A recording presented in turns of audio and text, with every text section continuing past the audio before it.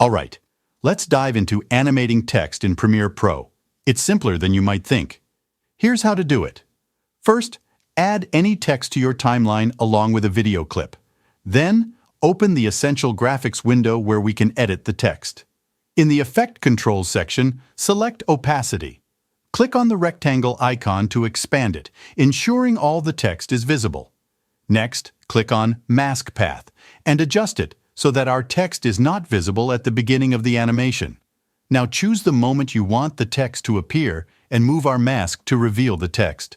This will create a keyframe. To make the text disappear, add another keyframe and move the mask to hide the text again. At this point, the transition may look sharp and unattractive. To smooth things out, adjust the mask feather parameter. This will blur the edges and make the transition much more elegant and visually appealing. And there you have it.